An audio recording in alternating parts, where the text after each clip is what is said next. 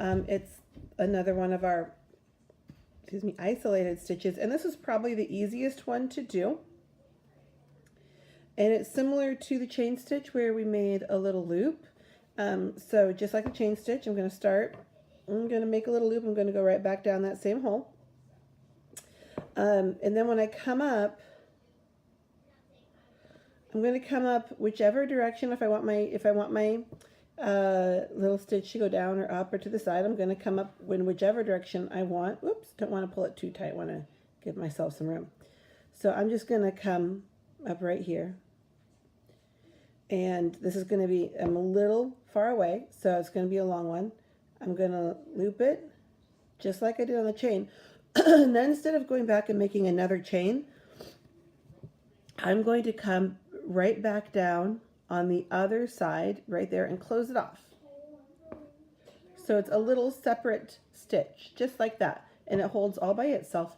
And it can look like a petal, or depending on how long you make it, it could be more oval or more round. So I'm going to do a real long one and a real short one for you to see those.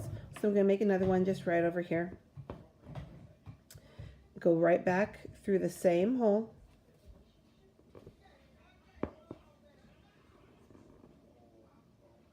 And this one I'm going to make nice and long. So I'm going to move my needle further away to come back up. And again, just going to pull it through like that, and I'm going to go right back, not through the same hole, just right next to it on the end of the stitch to hold it down. So that's a kind of a regular one and a long one. And now let's do a tiny little short one so you can see what that looks like. So I'm going to go right next to it again. And I'm going to go right back down through the hole. And this time I'm going to pull my needle through really close to the first stitch.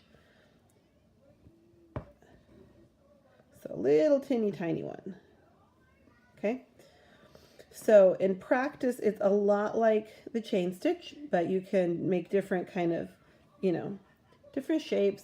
Remember on the swimmers, this kind of looks like the swimmer's legs kind of did. You can make it longer or shorter, and you can do them right next to each other. If I were to do another long one right here,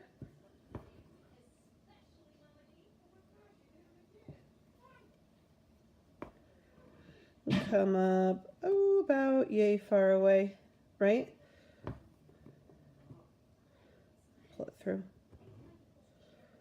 And right back down there. You can see that I could, again, just like the bullion knot or the French knots, I could put these several around each other and make a really pretty little flower or leaf shape. And on the back, you can see it's a little bit messy. On the back, you can see where I was going back and forth between the stitches, and you can see where things kind of, you can see the little short stitches and the long ones, and that's okay because it's okay for the back to be messy. And once again on this, because they're isolated and they're not quite so, it's easier to pull them out, I'm going to double knot it and cut it off. So it's the back, that's the front of a daisy stitch.